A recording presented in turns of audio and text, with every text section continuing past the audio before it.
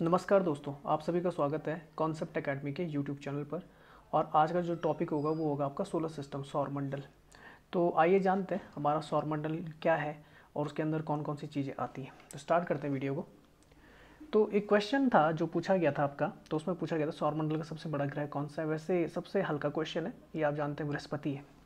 पर स्टार्ट करते हैं। सौरमंडल की अगर बात करें तो सौरमंडल अंतरिक्ष जो हमारा क्या स्पेस है उसका एक पार्ट है, ठीक है ना। और इसमें हमारी जो गैलेक्सी है उसका नाम है आपका, याद रखना, मिल्की वे गैलेक्सी। मिल्की वे गैलेक्सी, ये हमारी गैलेक्सी का नाम है। गैलेक्सी मतलब आकाशगंगा, ठीक है ना। एक आकाशगंगा में कई सारे तारे होते हैं, ठीक है ना, लाखों तारे होते हैं।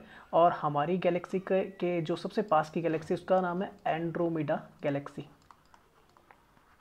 ये भी आपने याद रखना, हमारे गैलेक्सी की सबसे पास की जो हमारी मिल्की वे गैलेक्सी उसी का पार्ट है हमारा सौरमंडल, ठीक है ना। और सौरमंडल याद रखना जो हमारा सोलर सिस्टम है उसका जो मेन पॉइंट है, मेन फोकस पॉइंट है वो हमारा सन है। मतलब किसी भी सोलर सिस्टम में एक ही आपका तारा होता है, और हमारे सोलर सिस्टम का एक तारा कौन है, आपका सूर्य है, ठीक है ना। तो अगर कभी पूछा जाता है कि हमारे सौरमंडल में कितने तारे हैं, तो हमारे जो हमारा सोलर सिस्टम है या सौरमंडल है उसमें केवल एक ही तारा, उसका नाम है सूर्य, जिसके चारों ओर के आपके ग्रह क्या करते हैं, चक्कर मारते हैं, ठीक है ना। और ग्रहों के अलावा जो बात करेंगे, जैसे आपके जो डॉफ प्लैनेट्स होते हैं, बौने ग्रह बोले जाते हैं, या क्षुद्र ग्रह होते हैं, उनकी बात भी करेंगे, एस्ट्रॉइड्स के, ठीक है ना।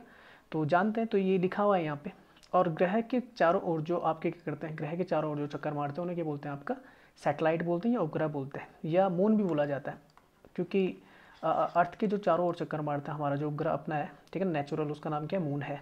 तो मून भी बोल देते हैं, मून, सैटेलाइट, या चांद भी बोल सकते हैं। जैसे ये बोल सकता है पृथ्वी, बृहस्पति का चांद कितने हैं, तो ये पूछा जा सकता है। अच्छा, अगर माना जाए तो हमारा जो सोलर सिस्टम है लगभग लगभग 4.5 अरब साल पुराना है, ठीक है ना। और पृथ्वी लगभग इतनी पुरानी है आपकी।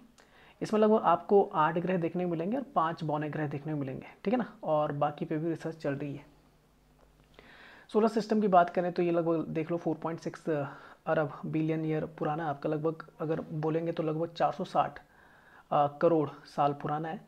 पृथ्वी लगभग 4.5 है, याद रखना, 4.5 के आसपास पृथ्वी भी है, ठीक है ना। ग्रहों की बात करें तो 8 ग्रह आपको देखने को मिलेंगे, ठीक है ना। सन, ये आ गया आपका कौन, सूर्य, उसके बाद मरकरी आता है जैसे बुध बोला जाता है, फिर वीनस आता है आपका जैसे शुक्र बोला जाता है, फिर अर्थ आती है पृथ्वी, फिर उसके बाद मंगल आता है, मंगल को मार्स बोला जाता है। उसके बाद एस्ट्रॉयड बेल्ट आती है। एस्ट्रॉयड बेल्ट में एक हमारा क्षुद्र ग्रह जैसे एस्ट्रॉयड बोलते हैं, उसका नाम है सिरस, ठीक है ना। पेपर में पूछा जा सकता है क्योंकि हाल में न्यूज़ में रहा है। उसके बाद आपका जुपिटर आता है। अच्छा, अंदर के जो प्लैनेट्स हैं एस्ट्रॉयड बेल्ट से अंदर के जो प्लैनेट्स हैं उन्हें डेंसल या डेंसल प्लैनेट बोला जाता है, जिनका घनत्व काफ़ी ज़्यादा ऊंचा होता है या हाई होता है, या फिर इन्हें टेरिटोरियल प्लैनेट भी कहा जाता है। रॉकी प्लैनेट्स भी इन्हें बोला जाता है। जबकि बाहर के जो ये प्लैनेट्स दिख रहे हैं आपको, चाहे जुपिटर हो, सैटर्न हो, यूरेनस हो या नेपच्यून हो, इसे बृहस्पति बोला जाता है, इसे आपका शनि बोला जाता है, इसे अरुण और इसे वरुण। तो ये 4 बाहर के जो इन्हें बोला जाता है गैसेस प्लैनेट। इनका जो डेंसिटी होती कम है और गैसों से मिलके बने होते हैं, ठीक है ना।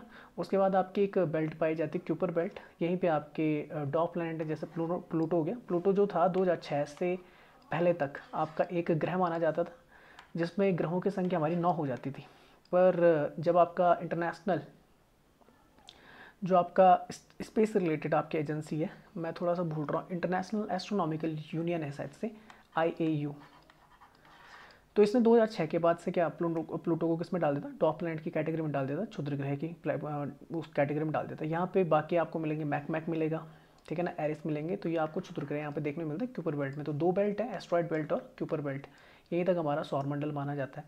एस्ट्रॉयड बेल्ट याद रखना कि मार्स और जुपिटर के बीच में। तो बौने ग्रह जो देखे जाते हो 5 देखने को मिलते हैं। सिरस है, ये एस्ट्रॉयड बेल्ट में देखने को मिलेगा। प्लूटो, एरिस, ठीक है ना, होमी हो गया या फिर मैकमैक हो गई, ये बाहर क्यूपर बेल्ट की तरफ आपको देखने को मिलेंगे। लगभग मून्स की जो टोटल काउंट है जो अब तक खोजे गए वो लगभग 575 प्लस है। मून्स मैंने बोला था सैटेलाइट टोटल, ठीक है ना। अगर एस्ट्रॉयड की बात की जाए, उल्कापिंड की बात की जाए, तो ये लगभग कितने आपके 7,96,354 है। धूमकेतु कॉमेट्स की बात की जाए, कॉमेट्स इस तरीके से होते हैं, इनके बारे में डिस्कस करेंगे। तो लगभग 4,143। और सौरमंडल की सीमा जो लगभग मानी गई है हमारे, ठीक है ना, वो मानी गई है आपकी 187.5 खरब किलोमीटर। अच्छा, ठीक है ना। तो ये सारी चीज़ें यहाँ पे लिखी हुई हैं, ये आप पढ़ लेना, ठीक है ना। कक्षा अगर बात की जाए, ऑर्बिट्स की अगर बात की जाए, तो ये एलिप्टिकल शेप में होती है, दीर्घवृत्ताकार होती है, जिसके केंद्र में कौन होता है आपका, रवि। रवि मतलब सूर्य। बुध की जो आपकी बोल सकते हैं जो कक्षा ऑर्बिटल है वो लगभग लगभग सर्कुलर है, वृत्ताकार है। बाकी सबकी कैसी दीर्घ वृत्ताकार है। दीर्घ वृत्ताकार वृत्ताकार गोल होता है और दीर्घ वृत्ताकार ऐसी होती है, ये थोड़ा दिमाग में रखना। अच्छा, क्रांति वृत्त इन्हीं को बोला जाता है जब सभी ग्रह एक ही कक्षा में लगभग होते हैं, एक ही प्रतल में होते हैं, तो क्रांति वृत्त बोला जाता है। ये आपने याद रखना है। जो भूमध्य रेखा अगर देखी जाएगी, किसकी भूमध्य रेखा, सूर्य की भूमध्य रेखा से 8 डिग्री ऊपर की तरफ है, ठीक है ना। अच्छा, अगर शुक्र की बात करें, वीनस की, यूरेनस की बात करें या फिर प्लूटो की बात करें, तो बाकी ग्रहों से ये विपरीत दिशा में क्या करते हैं, आपका चक्कर मारते हैं। बाकी जो ग्रह हैं आपके वो पश्चिम से पूर्व की ओर करते हैं, वेस्ट टू ईस्ट। बाकी ये आपके कैसे करते हैं, पूर्व से पश्चिम की ओर आपका चक्कर मारते हैं, ठीक है ना। ये आपने याद रखना है। तो ये इनके रोटेशन पॉइंट लिखा हुआ है, तो ये आप देख सकते हैं इस पिक्चर को। नेक्स्ट चलते हैं। बुध की बात करें तो सबसे पास का ग्रह ये आप जानते हैं, द्रव्यमान के मामले में 8वें नंबर पे आता है। और अगर बात की जाए जैसे जो आपके मंगल के जो आपके मून है, जैसे सॉरी मंगल नहीं, मंगल के तो फोबोस और डिमोस है। जैसे गैनीमेड आ गया, ये अब तक का हमारे सोलर सिस्टम का सबसे बड़ा सैटेलाइट है, मून है। ये जुपिटर का है, मतलब ये किसका, आपका बृहस्पति का। टाइटन की बात करें तो ये आपका शनि का है। तो बोला जाता है कि जो ये आपके गैनीमेड और टाइटन है, इनसे छोटा आपका बुध, ठीक है ना। पर अगर बात की जाए तो द्रव्यमान के मामले में दूसरे नंबर पे आता है, ठीक है ना। सॉरी, दूसरे नंबर पे नहीं, दुगना है लगभग लगभग, और सबसे छोटा ग्रह। और नज़दीक होने के कारण, नज़दीक है पर सौरमंडल का सबसे गर्म ग्रह नहीं बोला जाता। सबसे नज़दीक होने के बावजूद भी सूर्य के इसे गर्म नहीं माना जाता, क्योंकि इसके पास अपना एटमॉस्फेयर नहीं है, एटमॉस्फेयर, ठीक है ना। इसके पास अपना कोई एटमॉस्फेयर नहीं, इसीलिए ये क्या है, आगे से सूर्य के जो सामने वाली साइड होती है वो काफ़ी ज़्यादा गर्म होती है, और पीछे वाली साइड काफ़ी ज़्यादा ठंडी होती है। बहुत ज़रूरी होता है कि अगर हीट को लॉक करना है तो आपके पास एटमॉस्फेयर होना चाहिए। एटमॉस्फेयर में खासकर आपके पास CO2 गैस होनी चाहिए, ठीक है ना। तो ये थोड़ा दिमाग में रखना। सूर्य की परिक्रमा लगभग 88 दिन में कंप्लीट कर देता है, सबसे जल्दी करता है। लोहे और आयरन हो गया, जिंक हो गया, जस्ता हो गया, इससे ये बना हुआ है आपका, ठीक है ना। इसके लिए हमने 2 अंतरिक्ष यान भेजे थे, एक था मैरिनर 10 और एक था मैसेंजर, ठीक है ना। मैरिनर 10 जो था 1974 में भेजा गया था, 1975 के मध्य में 3 बार इस ग्रह की यात्रा कर चुका है। तो अगर पूछा जाता है मैरिनर 10 किससे रिलेटेड है, तो ये किससे, ये आपका मरकरी से रिलेटेड है। जबकि मैसेंजर अभी 2004 में छोड़ा गया, तो 2011 से 1 वहाँ की परिक्रमा कर रहा है, ठीक है ना। एस्ट्रोनॉमिकल यूनिट मैं बता देता हूँ। एस्ट्रोनॉमिकल यूनिट जब ये बोलता है 0.38 सूर्य से बोल रहा है, तो सूर्य से पृथ्वी की दूरी को, जो लगभग आपकी कितनी है, 15 करोड़ किलोमीटर है, उसको बोल दिया जाता है क्या, एक एस्ट्रोनॉमिकल यूनिट। ये थोड़ा दिमाग में रखना। व्यास लगभग इतना है और द्रव्यमान इतना है, ठीक है ना। अच्छा, ये देखो जैसे ही लिखा हुआ है कि लगभग यहाँ पे टेम्परेचर कितना रहता है आपका, 90 डिग्री सेल्सियस के आसपास रहता है। ये 700 तक भी जाता है, ठीक है ना। चंद्रमा की तरह यहाँ पे भी क्या पाए जाते हैं, आपके क्रैटर पाए जाते हैं, गड्ढे पाए जाते हैं, ये भी आपने याद रखना है। और पृथ्वी के बाद सबसे ज़्यादा घनत्व वाला ये पिंड है, मतलब अगर देखी जाए तो 5.43 ग्राम पर सेंटीमीटर क्यूब इसकी क्या डेंसिटी है। शुक्र की बात करें तो आप जानते हैं दूसरा सबसे निकट का ग्रह, और पृथ्वी का सिस्टर प्लैनेट भी बोला जाता है इसे, किसका, पृथ्वी का, ठीक है ना, जुड़वा बहन भी बोला जाता है। और सबसे गर्म ग्रह है, याद रखना। अब ये क्यों गर्म है, क्योंकि उसके पास अपना एटमॉस्फेयर है, मतलब ये हीट को क्या कर सकता है, लॉक कर सकता है। ये आपने याद रखना है, ठीक है ना। व्यास लिखा हुआ है, परिक्रमा पथ लगभग इतना है, ये आप याद कर सकते हैं। और एक चीज़ याद रखना कि इसका जो एक दिन होता है वो बड़ा होता है इसके 1 साल से। अब कैसे, एक दिन को हम बोलते हैं कि जब कोई भी पिंड अपने अपने अक्ष पे घूमता है तो उसे दिन बोला जाता है, और जब वो सूर्य के चारों ओर घूमता है तो उसे साल बोला जाता है। तो अपने अक्ष पे ये काफ़ी टाइम लगाता है, 243 जितने पृथ्वी दिन होते हैं, पृथ्वी पे जितने दिन होते हैं उसके हिसाब से 243 दिन लेता है। जबकि सूर्य के चारों ओर ये लगभग 224.7 दिन लेता है। तो याद रखना कौन सा ग्रह है जिसका बोल सकते हैं एक दिन 1 साल से बड़ा है, वो कौन है, आपका शुक्र है। ये आपने याद रखना है, ठीक है ना। और मैंने बताया था ये आपका किस साइड घूमता है, राइट हैंड साइड घूमता है, एंटी क्लॉकवाइज क्लॉकवाइज डायरेक्शन में, ठीक है ना। मतलब पूर्व से पश्चिम की ओर घूमता है, उल्टी दिशा में, ठीक है ना। नेक्स्ट चलते हैं पृथ्वी। तो ब्लू प्लैनेट बोला जाता है, क्यों बोला जाता है, क्योंकि पानी की मात्रा यहाँ पे काफ़ी अच्छी है, ठीक है ना।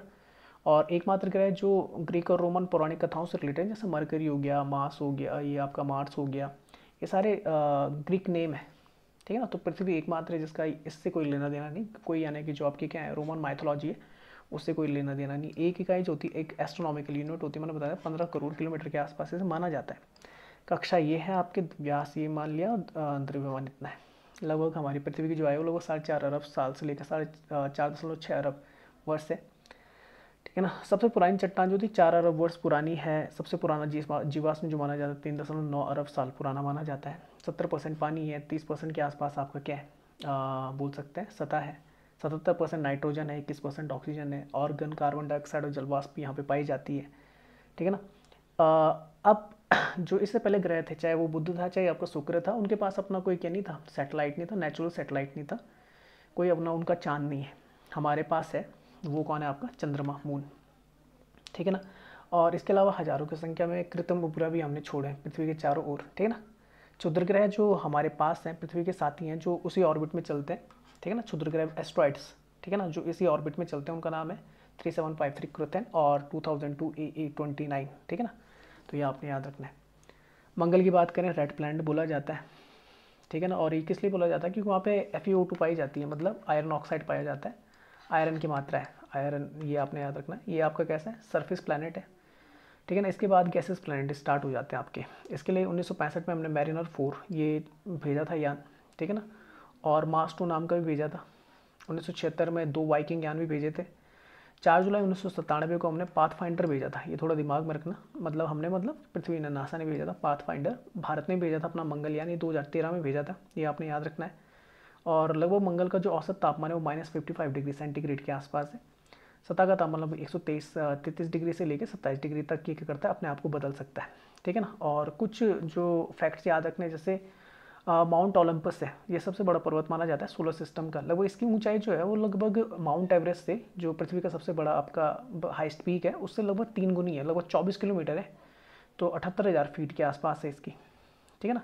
500 किलोमीटर से अधिक इसका व्यास है। थारसीस जो है 10 किलोमीटर ऊंचाई का, यहाँ पे एक प्लेटियो है, विशाल उभार है, ये आपने याद रखना है। वेलिस बॉर्नेरिस घाटी, यहाँ पर आपको देखने को मिलेगी। हेलास प्लेंटी है, यहाँ पे देखने को मिलेगा। ये कुछ हमने हबल के थ्रू तो नहीं, पर बाकी जो चीज़ें थी, जैसे हबल के थ्रू भी जो आपकी क्या सैटेलाइट है, पृथ्वी सैटेलाइट है, उससे भी देखने को मिलती है। अगर मंगल के वातावरण की बात करें तो 95.3% तो कार्बन डाइऑक्साइड है, 2.7% नाइट्रोजन, 1.6% ऑर्गन है, 0.15% ऑक्सीजन और 0.03% आपकी जलवाष्प यहाँ पे देखने को मिलती है। अगर बृहस्पति की बात करें, अब आते हैं आपके कौन से एस्ट्रॉइड बेल्ट के बाद के जो आपके गैसेस प्लैनेट हैं, तो अगर बोला जाएगा तो सभी ग्रहों को कुल द्रव्यमान का दुगना है लगभग बृहस्पति, ठीक है ना। और पृथ्वी के द्रव्यमान का लगभग 318 गुना है, ये आपने याद रखना है। अच्छा, बात की जाएगी कक्षा, व्यास और द्रव्यमान तो आप याद कर लेना, ठीक है ना। तो हिंदू माइथोलॉजी के हिसाब से ये जो देवताओं के गुरु थे उनके नाम पे रखा गया जुपिटर। और जुपिटर रोमन माइथोलॉजी के हिसाब से अगर देखा जाएगा, जुपिटर जो वो सन, जो क्रोनस है, क्रोनस मतलब शनि है, सैटर्न है, उसके बेटे के रूप में इन्हें दिखाया जाता है, ठीक है ना।